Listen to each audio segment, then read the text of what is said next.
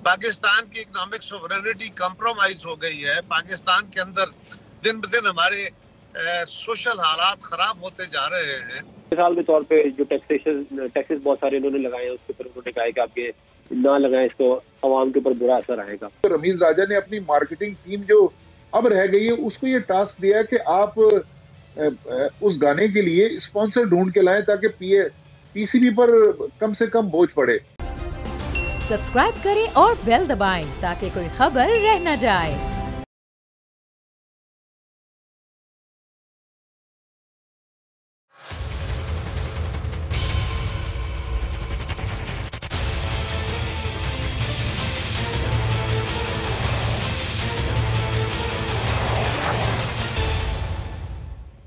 अस्सलाम वालेकुम, आप देख रहे हैं प्रोग्राम बस बहुत हो गया। मैं हूं अरबाब जहांगीर। मुल्की मईशत से मुताल्लिक एक तरफ वो आदाद शुमार हैं जो हुकूमत और उसके वुज़रा आवाम को बता रहे हैं, जिसके मुताबिक पाकिस्तान कोरोना वबा के दौरान उस तरह से मुतासर नहीं हुआ जैसे कि दुनिया के बाकी ममालिक हुए। पाकिस्तान माशी बहरान के बावजूद इस वक्त तरक्की कर रहा है। आदाद शुमार दुरुस्त सिमत में जा रहे हैं। बम्पर फसलों की पैदावार हो रही है। सनतों की प्रोडक्शन इस वक्त उरूज पर है।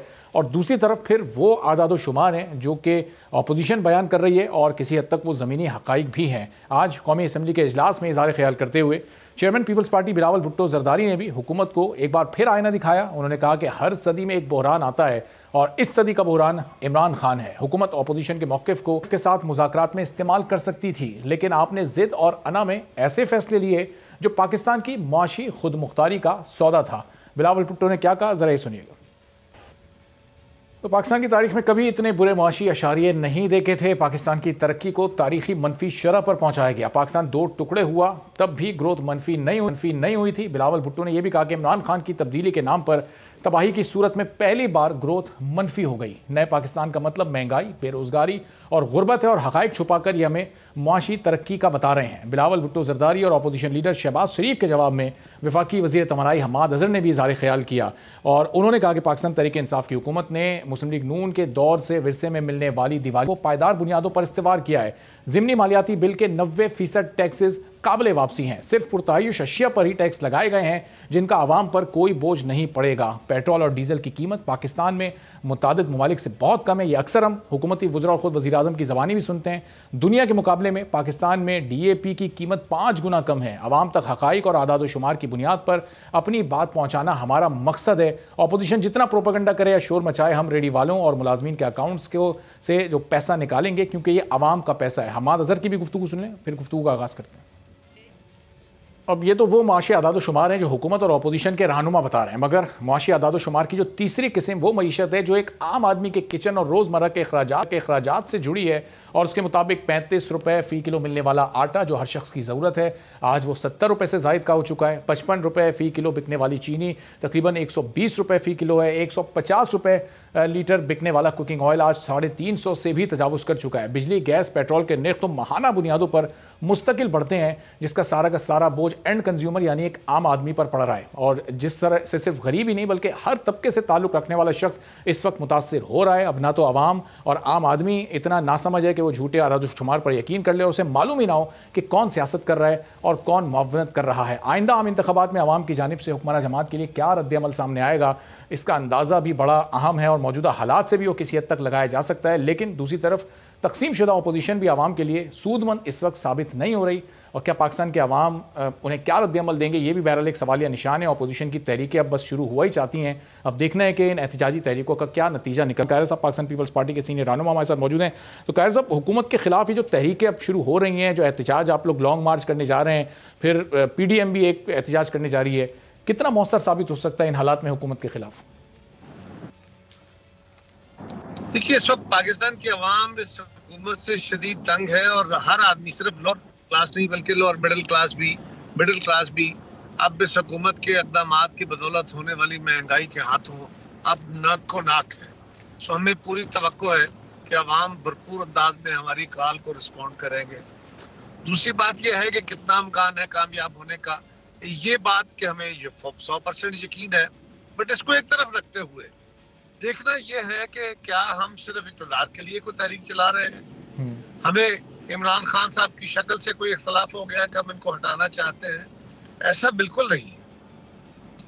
अब हमारी ड्यूटी क्या है अगर पाकिस्तान के हालात खराब हो गए हैं, आम आदमी की जिंदगी सख्त मुतासर हो गई है, पाकिस्तान की इकोनॉमिक सोवरेनिटी कंप्रोमाइज हो गई है, पाकिस्तान के अंदर दिन ब दिन हमारे सोशल हालात खराब होते जा रहे हैं, इकोनॉमी तो ऑलरेडी बर्बाद है, पॉलिटिकल हालात खराब है, रीजनल पॉलिसी हमारी गलत है, पाकिस्तान मुश्किल हालात में धंसता जा रहा है। हुकूमती वज़रा तो बड़ी खूबसूरत पिक्चर पेंट करते रहे। देखना यह है कि अगर हमारे यहाँ रिकॉर्ड गंदम की पैदावार हुई तो हम गंदम क्यों मंगवा रहे हैं? तो हमें गंदम एक्सपोर्ट करनी चाहिए। बिल्कुल। अगर हमारे पास रिकॉर्ड चीनी की पैदावार हुई, गन्ने की, तो फिर हमें चीनी एक्सपोर्ट करने की फैसले करने चाहिए, चीनी इंपोर्ट तो नहीं करनी चाहिए। अगर हमारे पास दालों की रिकॉर्ड पैदावार हुई तो फिर हमें दालें इंपोर्ट तो नहीं करनी चाहिए, एक्सपोर्ट करनी चाहिए। सो ये बड़ी हैरानगी की बात है कि एक तरफ हम कह रहे हैं हमारी रिकॉर्ड और बम्पर क्रॉप्स आ रही है, और दूसरी तरफ हम अरबों डॉलर का गन्ना, चीनी, दालें, आटा या गंदम इस तरह की चीजें मंगवा रहे हैं। सो गवर्नमेंट के सख्त तजादात में और झूठ के ऊपर मबनी इनके बयानात है। अब इन हालात में अपोजिशन को अपनी जिम्मेदारी अदा करते हुए ऐवानों के अंदर भी और ऐवानों के बाहर भी जो उनके लिए मुनासिब है, जितनी उनकी इस्तेदाद है और जो उनकी इखलाकी और सियासी जिम्मेदारी है वो अदा करते हुए उन्हें आवाम की आवाज़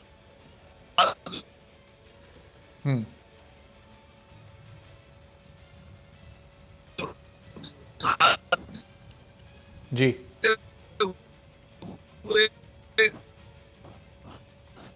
आवाम को जी। अच्छा, लेकिन कायर साहब ज़ाहिर है जी आप लोग अब ऐवान से बाहर तो आप लोग बड़ी तैयारियां कर रहे हैं, एहतजाज भी होगा, ऐवान के अंदर के जो ऑप्शंस हैं, जो अब इन हाउस चेंज का एक काबिल अमल ऑप्शन हो सकता है क्या? इस पर अपोजिशन जमातें सीरियसली सोच रही हैं? क्योंकि मियां नवाज शरीफ साहब भी, जरदारी साहब भी इससे मुताल्लिक बातचीत तो कर रहे हैं, तो क्या वाकई आने वाले दिनों में इस एहतजाज से पहले या इस एहतजाज के दौरान ही इस ऑप्शन की तरफ भी आप लोग जा सकते हैं? देखिए, आज एक प्रोग्राम के अंदर खुर्रम दस्तगीर साहब ने ये बात कंफर्म की कि वो उनकी जमात भी इस ऑप्शन को गौर कर रही है, डिस्कस कर रही है।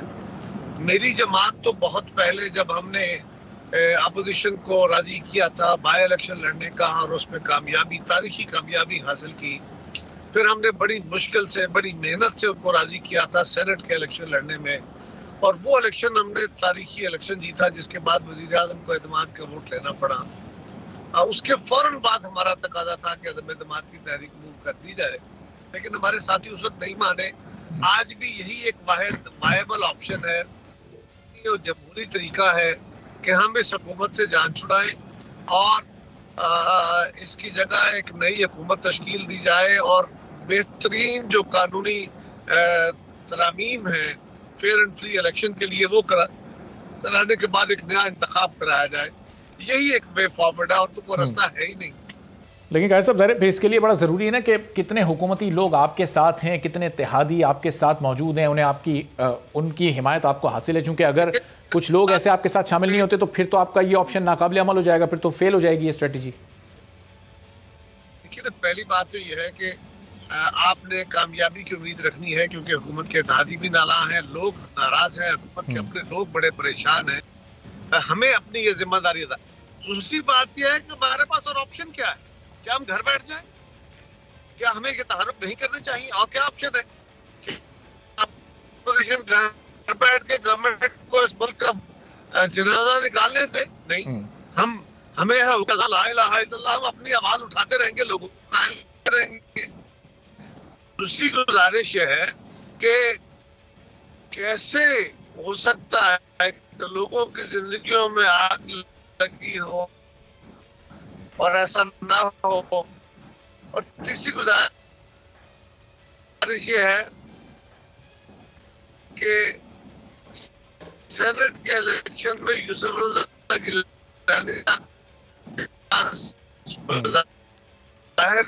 वो वोट नहीं थे जिनका जिक्र आप में वोट दिए।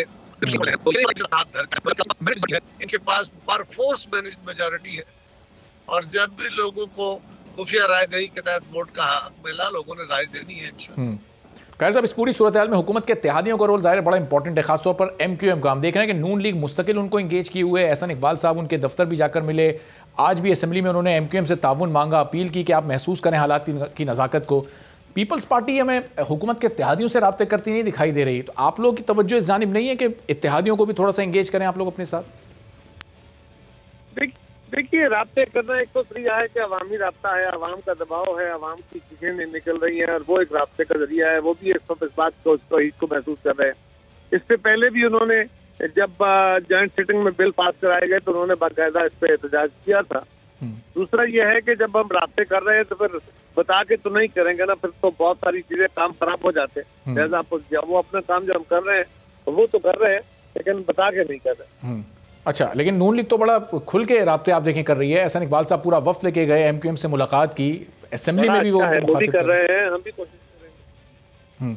और फिर कैसा साहब, ये अगर ज़ाहिर है इस मिनी बजट के बाद हालात तो एक आम आदमी के लिए अगर मजीद सख्त हो जाते हैं तो फिर अवाम भी अपोजिशन से एक्सपेक्ट करेगी ना कि आप लोग की तहरीकें, आप लोग जो भी अमल कर रहे हैं वो तेज़ से तेज़ तर हो।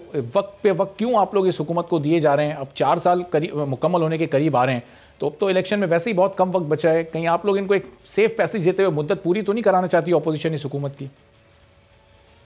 आप मुझे ये कह रहे हैं कि अवाम मुझे कहेंगे कि इस हुकूमत को वक्त पूरा करने दो क्योंकि अवाम बड़े खुश हैं?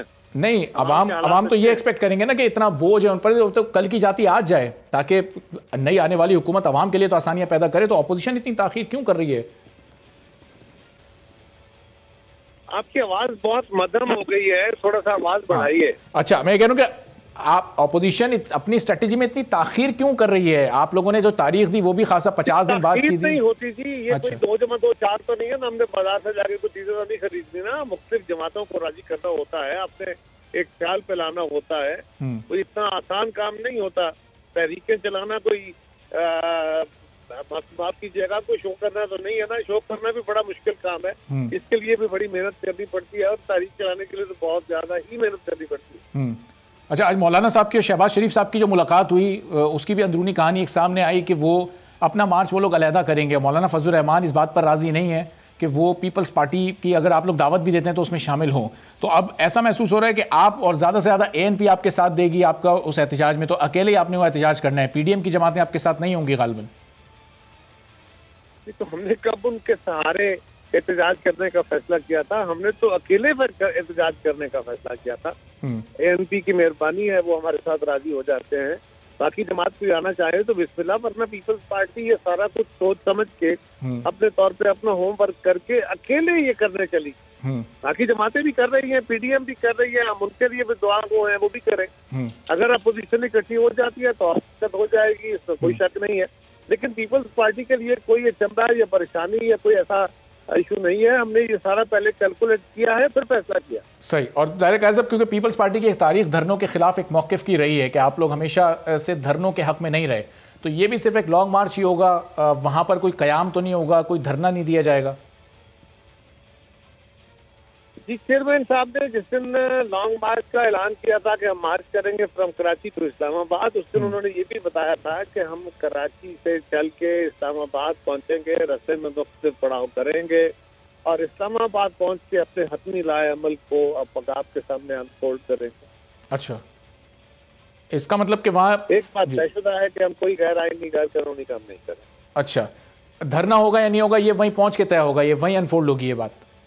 हम कोई गैर आईनी कोई गैर कानूनी काम नहीं करेंगे, ये बात तय है। बाकी क्या करेंगे ये आपको उस दिन बताएंगे। ठीक है, चलें, बहुत बहुत शुक्रिया। कमर ज़मान कायरा पाकिस्तान पीपल्स पार्टी के सीनियर रहनुमा अब गुफ्तगू कर रहे थे और बज़ाहिर उनकी बातचीत से ये लग रहा था कि चूँकि उन्होंने बड़ा वाज़ेह कहा कि गैर जमहूरी या कोई गैर आइनी कदम हम नहीं उठाना चाहते, तो फिर इसका मतलब कि अपोजिशन, ज़ाहिर हुकूमत शायद अपनी मुद्दत पूरी करने जा रही है, क्योंकि अपोजिशन इस वक्त वैसे ही मुनक़सिम है। अलग अलग एहतजाज इनके कितने मौसर साबित हो सकेंगे?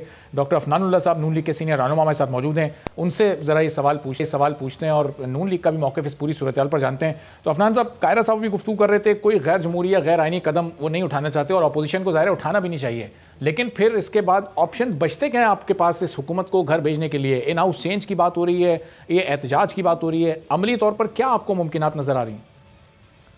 जी, बिस्मिल्लाह रहमान रहीम। देखिए, पाकिस्तान मुस्लिम लीग नून भी कोई गैर जमहूरी और गैर आईनी इक़दाम उठाने को सपोर्ट नहीं करती। हालांकि ये हुकूमत कोई आईनी हुकूमत नहीं है, ये एक इलेक्शन रिग करके आए हैं, लेकिन इसके बावजूद हमारी स्ट्रगल आइन और कानून की है, तो ज़ाहिर है हम आइन और कानून से बाहर निकल के काम करने में बिलीव नहीं करते। इसके अलावा जो है वो बात ये है कि हमारे पास ऑप्शन बहुत सारे हैं। मिसाल के तौर पे हमारे पास ऑप्शन है कि हम जो है वो नो कॉन्फिडेंस मोशन ले आए, हमारे पास ऑप्शन है कि हम अवामी एक राब्ता मुहिम चलाएं, हम मार्च करें, हम धरने दें। ये हमारे जो हमारे पास ऑप्शन है उनके ऊपर जो है वो ज़ेरे गौर है। वो भी पीडीएम की एक मीटिंग भी होगी आने वाले कुछ दिनों में, उसके अंदर मजीद मामला फाइनलाइज होंगे।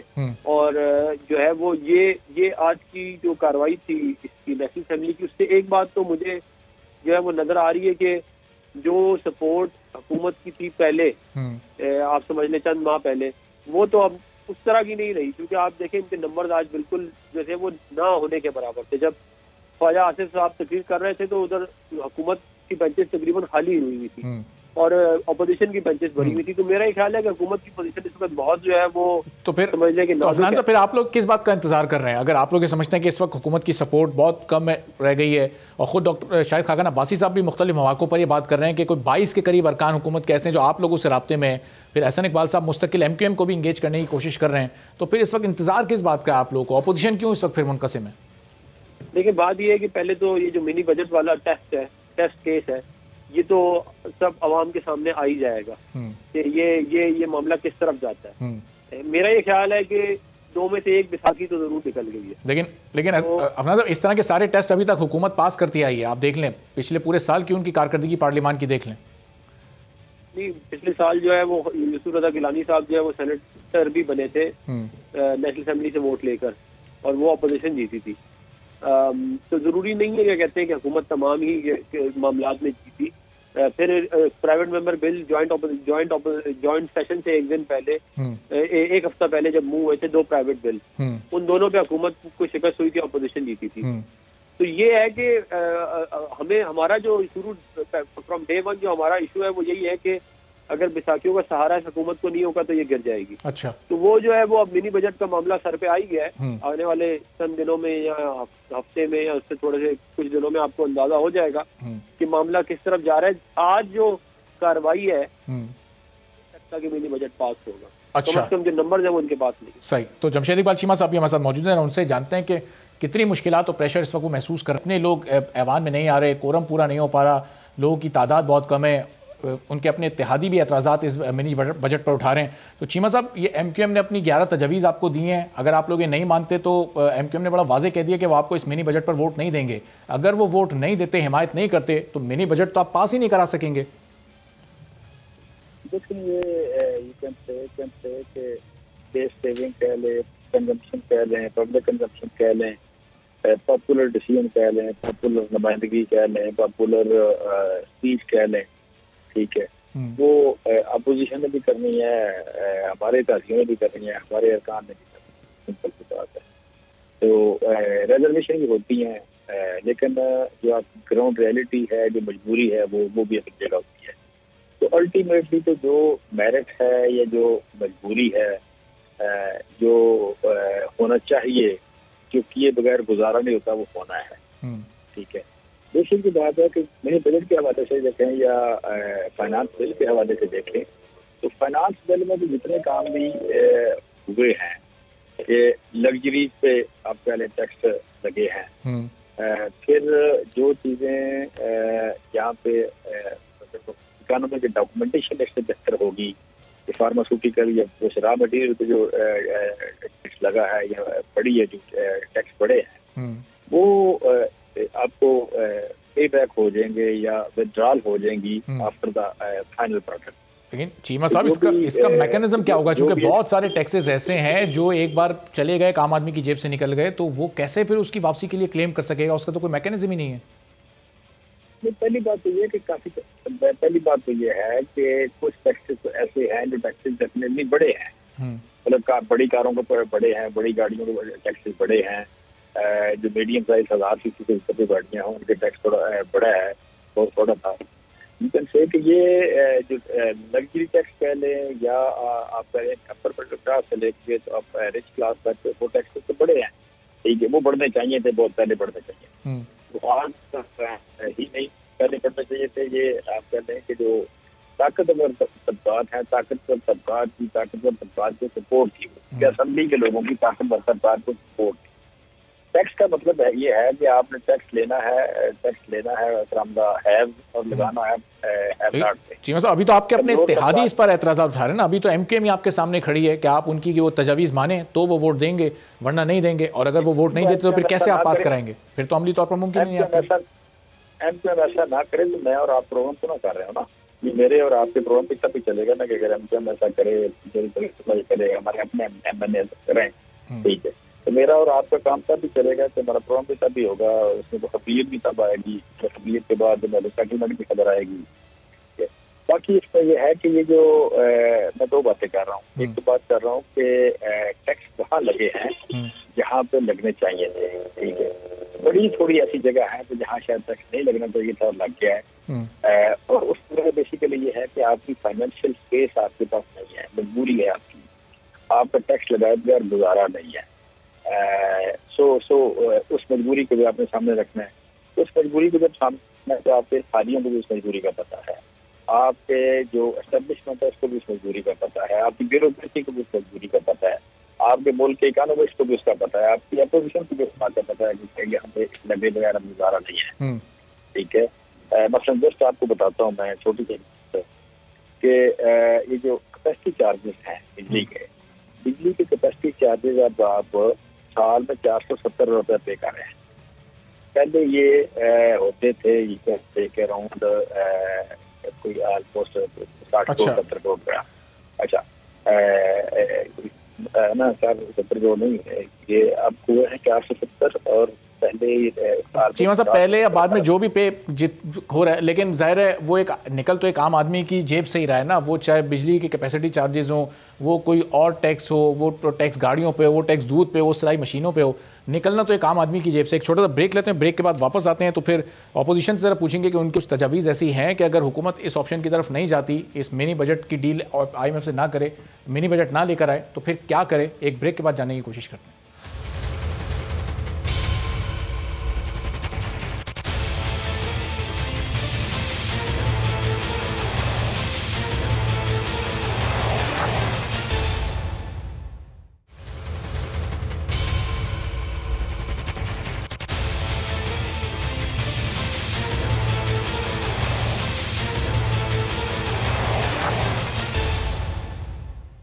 प्रोग्राम में एक बार फिर आपको खुशामदीद कहते हैं। नून लीग से डॉक्टर अफनानुल्लाह साहब और पाकिस्तान तहरीक इंसाफ से जमशेद इकबाल चीमा साहब हमारे साथ मौजूद हैं। तो अफनानुल्लाह साहब, हुकूमत ने तो अपोजिशन से तजावीज़ भी मांगी थी, आप क्या इनको इस वक्त तजवीज़ देंगे? क्या ऐसा करें कि इनको ये मिनी बजट ना लाना पड़े, चूँकि इस पर आप ये कह रहे हैं कि बहुत ज़्यादा बोझ आवाम पर पड़ जाएगा, ये मिनी बजट नहीं है तो एक मेगा बजट है, और फिर इसके बाद एक आम आदमी के हालात मज़ीद उसमें मुश्किल का शिकार, अजियत का शिकार हो जाएंगे।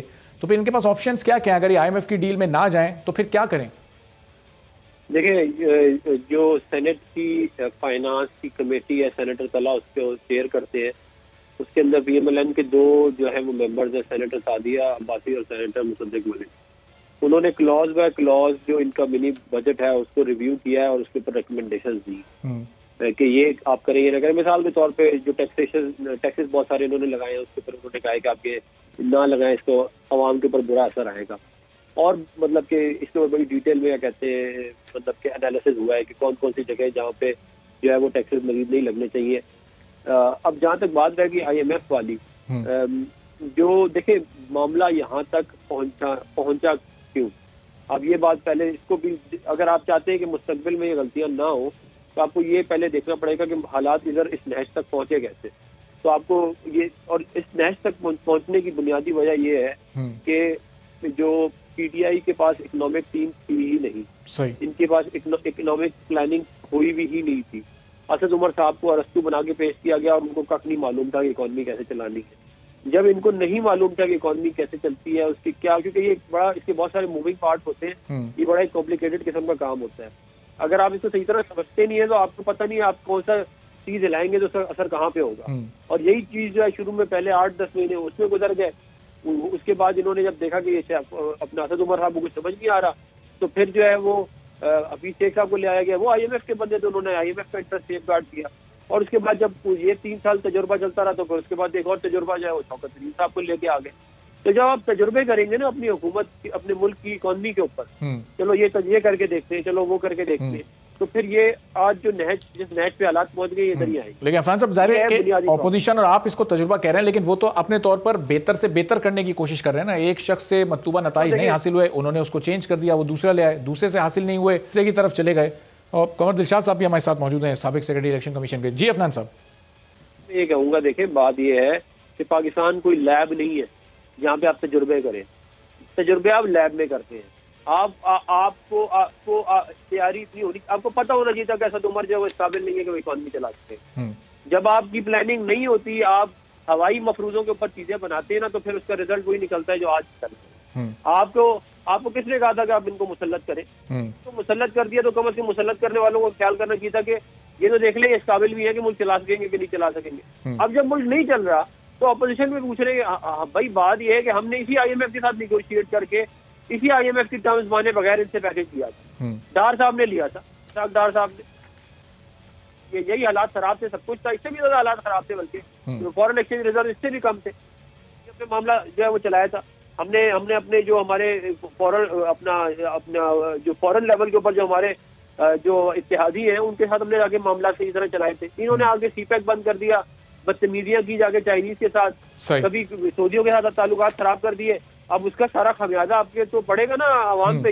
ये हो रहा है इस वक्त मुल्क के साथ। सही, चलें थोड़ा सा आगे चलते हैं और एक और बड़े अहम मौजू पर भी बात करनी है, चूंकि आज नून लीग के सदर और अपोजिशन लीडर शहबाज शरीफ ने PTI की गैर मुल्की फॉरेन फंडिंग पर स्क्रूटनी कमेटी की जो रिपोर्ट आई थी उसके बाज़ हिस्से खुफिया रखने पर बड़ा एतराज़ उन्होंने किया और बताया उन्होंने ये कि 8 वॉल्यूम्स इसके ऐसे हैं जो कि इन दस्तावेज़ में और बैंक स्टेटमेंट्स में शामिल नहीं है। तो कमर दिलशाद साहब, क्या वाकई ये शहबाज शरीफ जो इल्ज़ाम लगा रहे हैं सही है? कुछ वॉल्यूम्स को खुफिया रखा गया है और वो मंजर-ए-आम पर आते तो शायद मज़ीद कुछ हक़ाइक़ सामने आ सकते थे इस फॉरेन फंडिंग केस के हवाले से?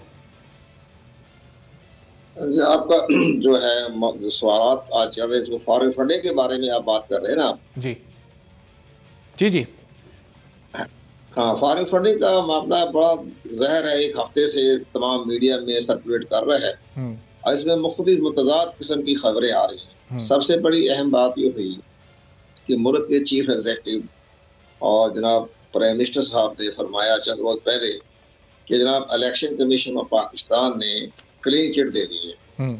तो मुझे बड़ी हैरानगी हुई कि वज़ीर-ए-आज़म साहब तो बहुत मसरूफ हैं, इंटरनेशनल फेम की शख्सियत है, तो वो उनके जो ब्रीफ करने वाले हैं, उनके लॉ एडवाइज़र हैं या पार्लिमानी एडवाइज़र हैं या उनके कानूनी आइनी माहिरीन हैं या उनके तर्जमान हैं, वो उनको किस लाइन पर लेके जा रहे हैं?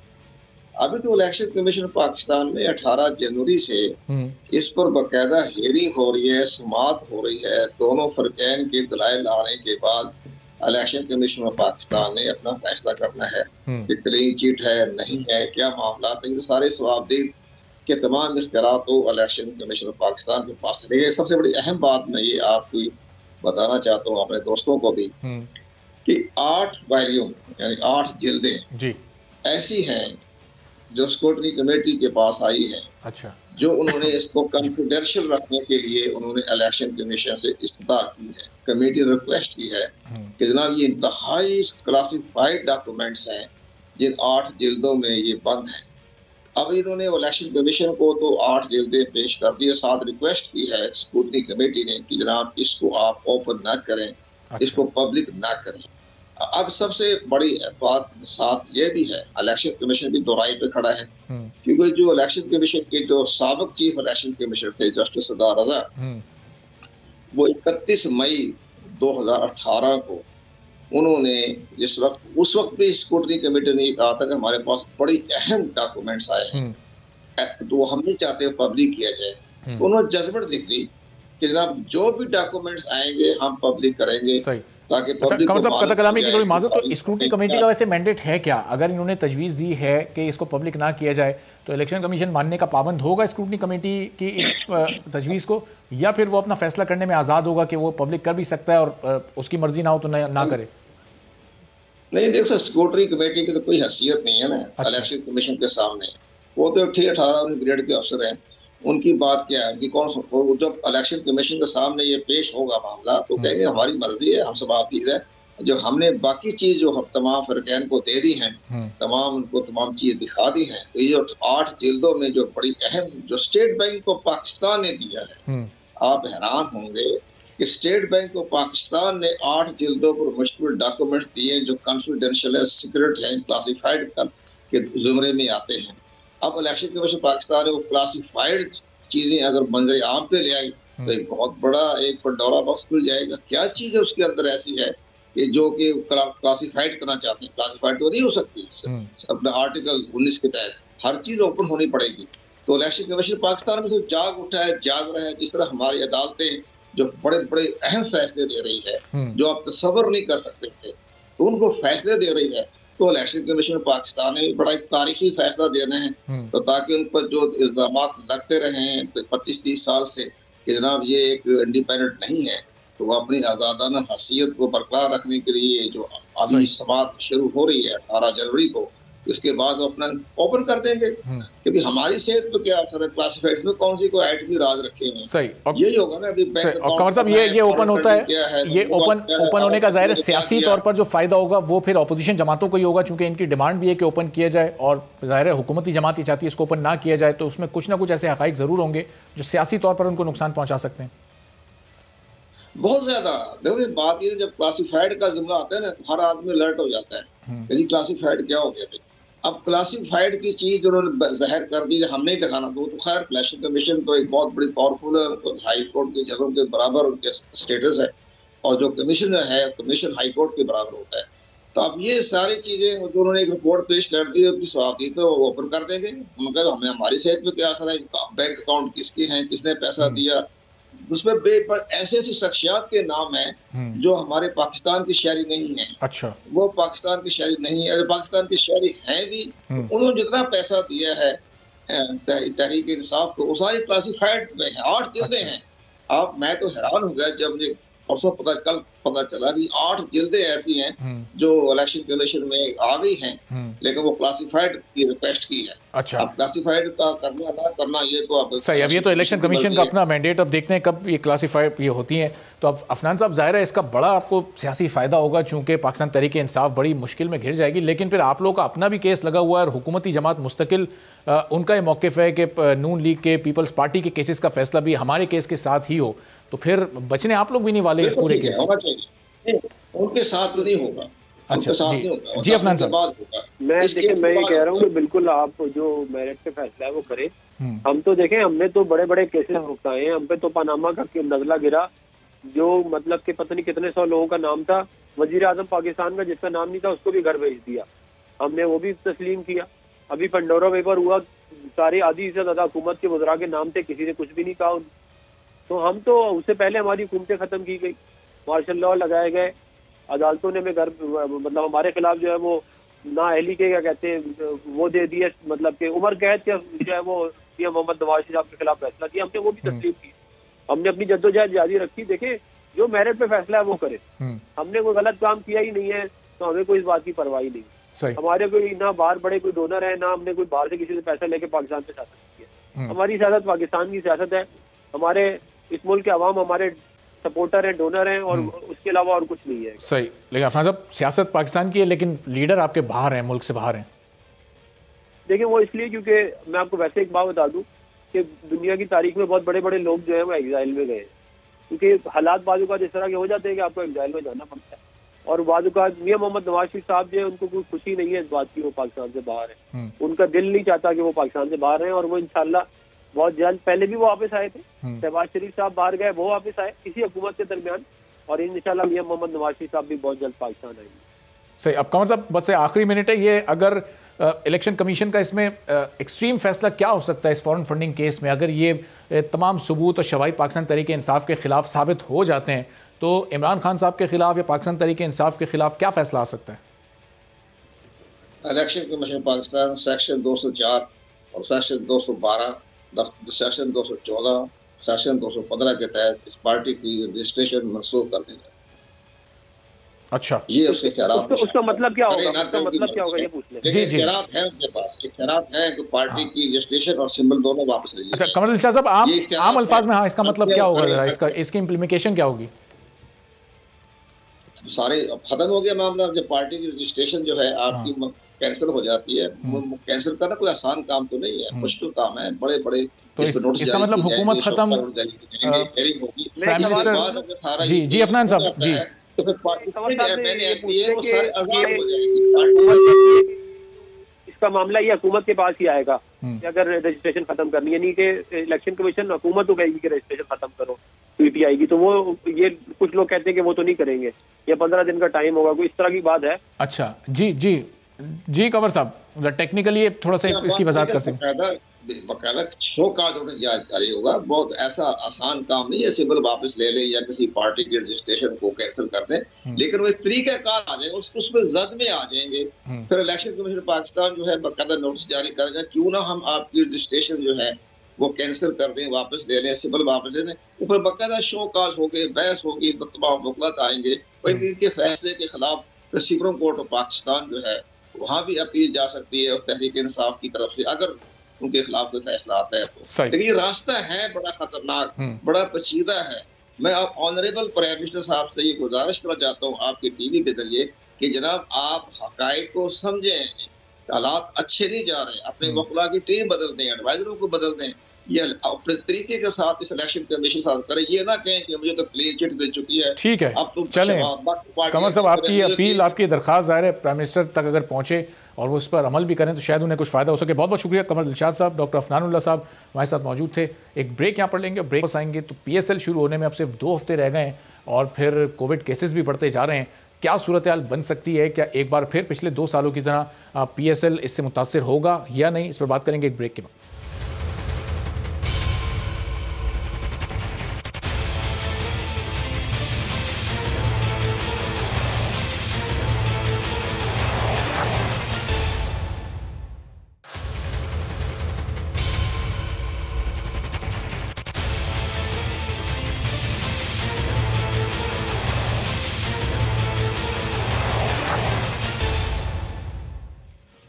प्रोग्राम में एक बार फिर आपको खुशामदीद कहते हैं। और पाकिस्तान में कोरोना वायरस अब तेज़ी से फैल रहा है, इसकी 5वीं लहर है और गुज़िश्ता 24 घंटे में 2000 से ज़ायद केसेस सामने आ चुके हैं और इसकी जो मुस्बत रहने की शरह है वो 20% से भी बढ़ चुकी है। यानी जिन 100 लोगों का टेस्ट हो रहा है उसमें से 20 पॉजिटिव केसेस सामने आ रहे हैं। और ये सब कुछ एक ऐसे वक्त में हो रहा है जब 13-14 रोज़ के बाद पाकिस्तान सुपर लीग का सीज़न 7 शुरू होने वाला है और कराची से इसका आगाज़ होना है और उसके लिए भी अब कोविड प्रोटोकॉल्स का ऐलान कर दिया गया है और बड़े सख्त प्रोटोकॉल्स इस सिलसिले में रखे गए हैं। चूँकि गुज़िश्ता 2 सालों में इस कोरोना वायरस ने बड़ा मुतासिर किया था PSL को और फिर बीच में एक ब्रेक के बाद एक नई विंडो का मिलना वो बड़ा मुश्किल हो जाता है। तो क्या कोविड प्रोटोकॉल ने ज़रा इस बारे में भी कुछ आपको मुख्तसरन बताते हैं कि PSL अफराद के लिए 3 रोज़ का करंतना लाजमी करार दिया गया है। जो मुल्की और गैर मुल्की अफराद हैं वो 20 जनवरी से इस करंतना में दाखिल हो जाएंगे। अगर कोई कोविड पॉजिटिव होता है तो फिर ऐसी सूरत में उस खिलाड़ी को, उस फ़र्द को 10 रोज़ आइसोलेशन करना पड़ेगी और कोशिश यही की जाएगी, हत्तुल इम्कान ये कोशिश की जाएगी कि टूर्नामेंट को मुतासर ना किया जाए। अगर किसी भी स्क्वाड के 13 खिलाड़ी भी अवेलेबल हैं तो मैच के इनेकाद को यकीनी बनाया जाए। अब ये इस पूरी सूरत हाल में कितना मुश्किल होगा पाकिस्तान क्रिकेट बोर्ड के लिए इस पूरे टूर्नामेंट को ऑर्गेनाइज़ करना, एक ऐसे वक्त में पूरा महीना गुजारना और इन इंतजामात को करना कितना बड़ा चैलेंज पाकिस्तान क्रिकेट बोर्ड के लिए हो सकता है। अब्दुल माजिद भट्टी साहब से गुफ्तगू करते हैं, सीनियर स्पोर्ट्स एनालिस्ट हैं हमारे साथ। भट्टी साहब बहुत शुक्रिया प्रोग्राम के लिए, आपने वक्त निकाला। अब ये कोविड प्रोटोकॉल्स तो इन्होंने जारी कर दिए हैं, इस कितना बड़ा चैलेंज आप समझते हैं कि पाकिस्तान क्रिकेट बोर्ड को ये होगा? 27 फरवरी से आगाज़ होना है, 27 जनवरी से 27 फरवरी तक ये टूर्नामेंट चलना है। कराची और लाहौर 2 सेंटर्स हैं, तो इन कोविड प्रोटोकॉल्स के तहत आपको लगता है कि टूर्नामेंट बहुत बेहतर अंदाज से PCB करवाने में कामयाब हो जाएगा?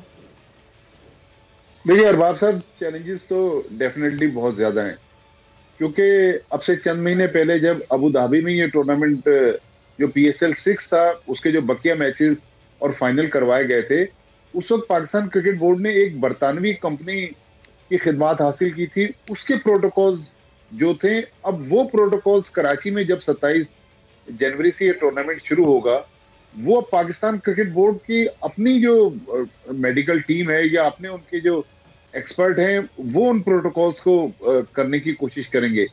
लेकिन आज एक अच्छी डेवलपमेंट ये हुई है कि चीफ सेक्रेटरी सिंध ने NCOC को खत लिखा है, बल्कि ये तो मैं आपको एक ब्रेकिंग दे रहा हूँ कि चीफ सेक्रेटरी सिंध ने NCOC को खत लिखा है कि कोरोना प्रोटोकॉल्स के तहत जो 100% तमाशाइयों को अलाउ किया था NCOC ने, तो चीफ सेक्रेटरी सिंध ने कहा है कि अभी तक कराची में कोई मसला नहीं है। हालांकि आज जो हम टीवी पे फिगर्स देख रहे हैं कि 30% केसेस की शरह जो है वो है कोरोना की, लेकिन चीफ सेक्रेटरी सिंध ने NCOC को लिखा है कि 100% तमाशाइयों को मैचेस के लिए जो अलाउ किया गया था, तो उसमें कोई तब्दीली नहीं है। जिस तरह आपने आज अखबारात में भी पढ़ा होगा कि कल से ऑनलाइन टिकट्स जो थी उसकी फरोख्त भी शुरू हो गई है। तो देखिए, अभी तक तो कोशिशें बहुत अच्छे तरीके से चल रही हैं। PCB चाहता है कि इस टूर्नामेंट को हर सूरत में 27 फरवरी को खत्म करना है। हालांकि ये भी जो SOPs थी जो बनाई गई हैं, उसमें एक ये SOP भी थी कि अगर खुदा न खास्ता कराची में कहीं कोरोना का आउटब्रेक होता है तो फिर 7 दिन के लिए टूर्नामेंट को रोके जाने की भी उसमें एक प्रपोजल थी। अच्छा। लेकिन जब ये टूर्नामेंट आगे जाएगा लाहौर, तो लाहौर में सुनने में आ रहा है कि फिर उसमें प्रोग्राम में कोई चेंज नहीं होगी, क्योंकि 3 मार्च से पहला टेस्ट मैच है पाकिस्तान और ऑस्ट्रेलिया का। लेकिन अब पाकिस्तान क्रिकेट बोर्ड की जो बेसिक थ्योरी है वो ये थ्योरी है कि अब हमने कोरोना के साथ ही जीना है, कोरोना के साथ ही क्रिकेट करवानी है। जिस तरह आपने अभी रिसेंटली देखा है कि बिग बैश में लोग पॉजिटिव भी हो रहे हैं लेकिन टूर्नामेंट नहीं रुक रहा। लेकिन एक जो मेजर डेवलपमेंट जो शायद आपने जिसका अभी तस्करा नहीं किया आपने इंट्रो में, मेजर डेवलपमेंट ये कि 25 से 30 पाकिस्तान के जो मेजर प्लेयर्स हैं जो अभी तक टीमों का हिस्सा नहीं है, 22 रुकनी टीमों में शामिल नहीं है, उन लड़कों को जिसमें लाइक फवाद आलम, असद शफीक, जो लड़के PSL की टीमों में नहीं है, उनको पाकिस्तान क्रिकेट बोर्ड ने बबल में रखने का फैसला किया है। अच्छा। मिसाल के तौर पे अगर कोयटा ग्लैडिएटर्स के 3 लड़के पॉजिटिव आ जाते हैं तो उन 3 को तो आइसोलेट कर देंगे, लेकिन उन 3 की रिप्लेसमेंट के लिए क्रिकेट बोर्ड ऑप्शन देगा कोयटा ग्लैडिएटर को कि ये आपके पास 25 या 30 प्लेयर्स का पूल है, इसमें से आप किसी भी 3 लड़कों का इंतखाब कर लें। अब भट्टी साहब, ये इस स्ट्रेटेजी पर चलते हुए टूर्नामेंट तो ज़ाहिर है मुकम्मल हो सकता है, लेकिन फिर आप नहीं समझते वो जो क्वालिटी ऑफ क्रिकेट है, वो T20 एक स्पेसिफिक खिलाड़ियों का खेल है, ज़ाहिर है उसमें नेशनल टीम्स में भी हर एक को नहीं सिलेक्ट किया जाता, लीग क्रिकेट में भी हर एक को नहीं सिलेक्ट किया जाता, तो वो क्वालिटी ऑफ क्रिकेट फिर इससे मुतासिर हो सकती है। डेफिनेटली देखिए, क्वालिटी ऑफ क्रिकेट तो मुतासिर होगी। अब 3-4 दिन पहले साउथ अफ्रीका ने भी अपने जो कॉन्ट्रैक्टेड प्लेयर थे उनको पाकिस्तान आने के लिए NOC देने से इनकार कर दिया, और दुनिया के बहुत सारे बड़े प्लेयर्स जो हैं वो PSL को छोड़ के बांग्लादेश में BPL हो रही है, वहां जा रहे हैं, पाकिस्तान आने से गुरेज कर रहे हैं। तो देखिए, इस बार प्लेयर्स की क्वालिटी तो डेफिनेटली सफर कर रही है। लेकिन तो भट्टी साहब, क्या बांग्लादेश में उन्हें ज्यादा पैकेजेस ऑफर हो रहे हैं, उन्हें बड़े पैसे मिल रहे हैं? जी हाँ, बिल्कुल। देखें, एक अफगानिस्तान के फास्ट बॉलर हैं नवीन उल हक, कोयटा ग्लैडिएटर्स के मेंबर थे। उन्होंने पहले कोयटा ग्लैडिएटर्स को साइन किया, बाद में उन्होंने किसी वजह से कोयटा ग्लैडिएटर्स से कहा कि मैं PSL में अवेलेबल नहीं हूँ। अब हम सुन रहे हैं कि वो बांग्लादेश प्रीमियर लीग में उन्होंने कॉन्ट्रैक्ट साइन कर दिया है। तो ये चैलेंजेस भी पाकिस्तान क्रिकेट बोर्ड को मुश्किल में डाल रहे हैं, और PSL की जो फास्ट की क्वालिटी है, पिछले जो 6 एडिशन है, इस बार वो क्वालिटी तो सफर करेगी कि हमारे पास ये फंड्स की कमी है या PCB के पास पैसे नहीं। चुके जब रमीज राजा आए थे 3-4 माह पहले, तो उन्होंने तो कहा था कि हम बड़े खिलाड़ी लाएंगे और हमें अपने पैकेजेस को बढ़ाना पड़ेगा, लेकिन इस PSL में हम देख रहे हैं कि इफ्तिताही तकरीब नहीं होने जा रही, बड़ी सादा सी तकरीब होगी। फिर PSL का वो गाना जो एक ब्रांड बनाता है PSL को, बड़े सिंगर से वो हमेशा से उसको गवाया जाता है, वो इतना वक्त अभी कम रह गया है। कह रहे हैं कि वो 20 तारीख को रिलीज़ किया जाएगा, तो वो भी बड़ी ताख़ीर से लग रहा है रिलीज़ हो रहा है। तो ये मार्केटिंग टीम कहीं पीछे रह रही है या फंड्स की कमी है, एक इशू क्या आ रहा है, उस ब्रांडिंग की तरफ क्यों नहीं जा रही है? देखिए, रमीज राजा जब से आए, आप देखेंगे क्रिकेट बोर्ड में बहुत सारे लोगों को उन्होंने मुलाजमत से फारिग किया, जिनमें से एक जो इम्पोर्टेंट पर्सन थे वो थे बाबर हामिद, जो PCB के डायरेक्टर कमर्शियल थे। पूरी मार्केटिंग टीम को वो हेड कर रहे थे। इस वक्त PCB के पास कोई डायरेक्टर मार्केटिंग नहीं है। अच्छा। तो ये चैलेंज भी पाकिस्तान क्रिकेट बोर्ड के पास है। जो मुझे पता चला है कि आतिफ असलम ने PSL का सॉन्ग जो है वो गाना है, लेकिन अच्छा खासा आपको पता है कि आतिफ असलम इस वक्त बॉलीवुड में भी बहुत ज्यादा उनकी डिमांड है और दुनिया में आतिफ असलम का बहुत बड़ा नाम है। तो रमीज राजा ने अपनी मार्केटिंग टीम जो अब रह गई है उसको ये टास्क दिया है कि आप उस गाने के लिए स्पॉन्सर ढूंढ के लाएं ताकि पीसीबी पर कम से कम बोझ पड़े। फिर जो प्लेयर्स का मसला था, जाहिर है फ्रेंचाइजीज ने एक अपना बजट रखा हुआ है, लिमिटेड बजट है। अब अगर फ्रेंचाइज सपोज करें कि ऑस्ट्रेलियन प्लेयर को लेना चाहती हैं, तो फिर उनको इजाफी पैसा अंडर हैंड अपने पास से देना पड़ेगा। तो मेरे ख्याल में इस स्टेज पर फ्रेंचाइज तैयार नहीं है कि वो दुनिया के बड़े प्लेयर्स को लाने के लिए इजाफी पैसा खर्च करें। तो ये अब क्रिकेट बोर्ड के लिए भी चैलेंज है। लेकिन रमीज राजा ने बिल्कुल, आपने सही फरमाया कि शुरू में जो बात की थी कि हम दुनिया के बड़े प्लेयर्स को लाएंगे, तो अभी तक तो वो इसमें कामयाब होते हुए नजर नहीं आ रहे, और जो इजाफी पैसा देना पड़ रहा है फ्रेंचाइजीज को, वो भी इसके लिए राजी नजर नहीं आ रहे। फिर भट्टी साहब, इसका मतलब कि जाहिर है अगर ये बड़े प्लेयर्स नहीं आते और अगर इसी तरह से कॉस्ट कटिंग चीज़ों में होती रहती है, तो फिर ये पीएसएल को, ये जो दुनिया की दूसरी बड़ी लीग बनाना चाहते हैं, किस तरह से फिर कामयाब हो सकेंगे? जब क्वालिटी ऑफ क्रिकेट भी मुतासिर हो रही है, जब वो जो एक एंटरटेनमेंट फैक्टर है गानों के साथ और इफ्तिताई तकरीब के साथ, वो भी मुतासिर हो रहा है, तो हम तो कोई भी टारगेट अपना हासिल नहीं कर पा रहे। फिर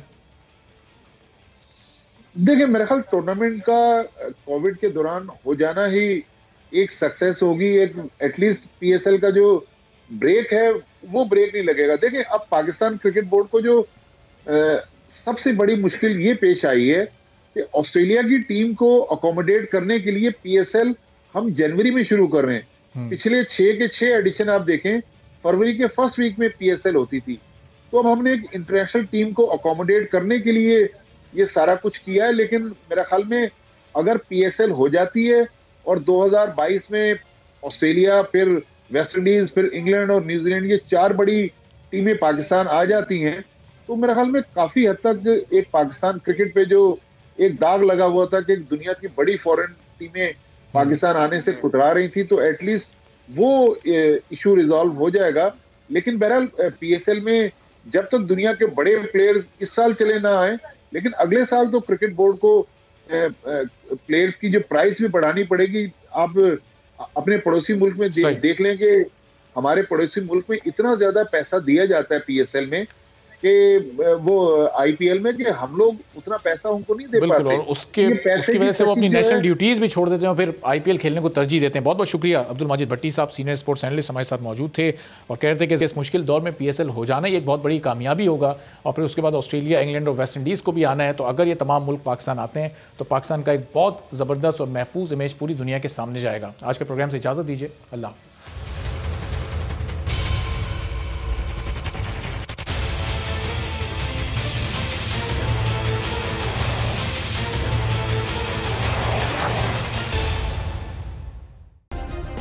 सब्सक्राइब करें और बेल दबाएं ताकि कोई खबर रह न जाए।